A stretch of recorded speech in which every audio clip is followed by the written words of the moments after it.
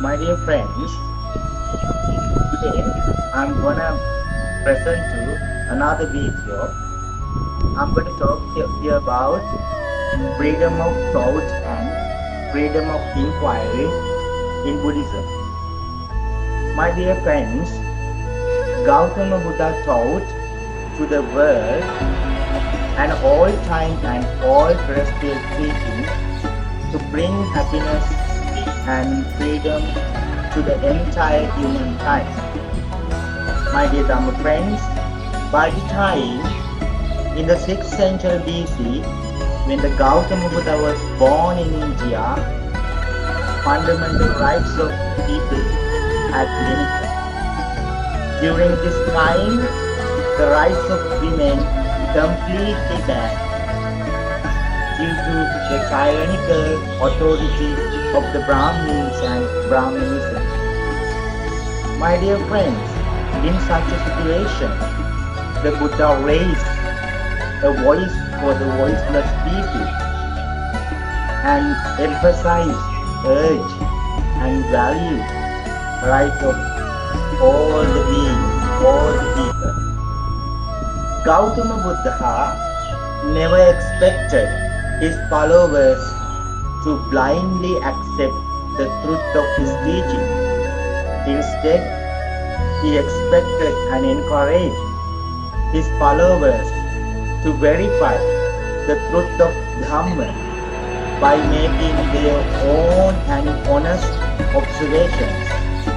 There is a quality in Gautama Buddha's Dhamma called Ehipassiko, worthy of the invitation.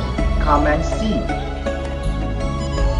Here I'm going to tell you a small story how the Buddha concerned on freedom of thought and freedom of inquiry. Once, 30 Bhaddavagya brothers were sporting with their wives in a grove where the Buddha was dwelling. And one of them had not got a wife, and they brought a courtesan for him. While they had not noticed him, she had taken bags of valuables and fled. They came seeking her near the Buddha. Then they inquired from the Buddha, "Did you not see a woman?" Then the Gautama Buddha replied, "Why do you think, young man, which is better for you, search of a woman or to go in search of yourself?"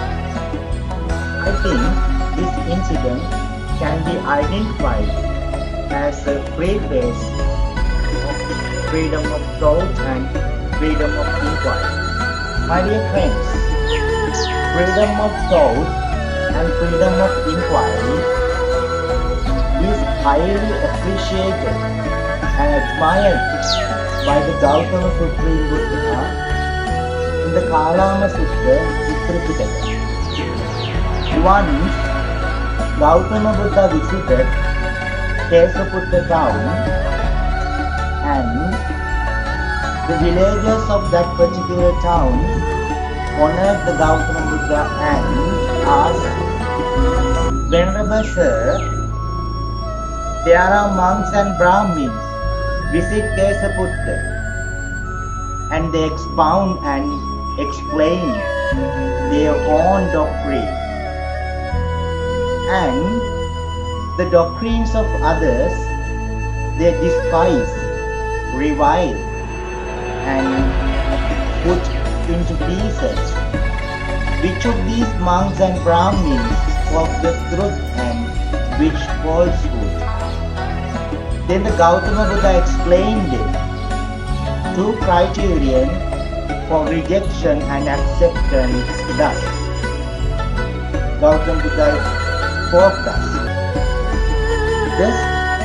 Does greed appear in a man for his benefit or his harm?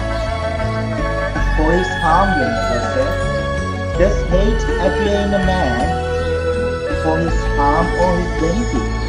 For his harm, Venerable Sir, does delusion appear in a man for his benefit or harm? Is harm, Venerable Sir? Right, very good. When you yourselves know, Kalama, these things are bad, these things are blameworthy, these things are censured by the wise, undertaken and observed, those things lead to harm and ill, abandon it. Then the Gautama Buddha explained the criterion for acceptance. Does absence of greed appear in a man for his benefit or harm? For his benefit, Venerable Sir. Does the absence of hate appear in a man for his benefit or harm? For his benefit, Venerable Sir. Does the absence of delusion appear in a man for his benefit or harm? For his benefit, Venerable Sir. That's great. Then you yourselves know. These things are good, these things are not blamable, these things are praised by the wise, undertaken and observed. These things lead to happiness and benefit, enter and abide in them.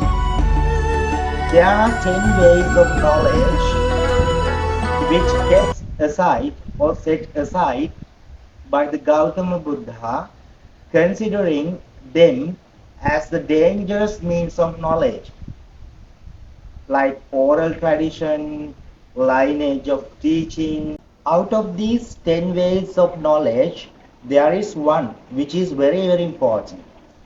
Something should not be accepted upon the consideration the monk is our teacher. Right? Even the Buddha requested his followers not to accept anything blindly, as I am your teacher, leader of the philosophy.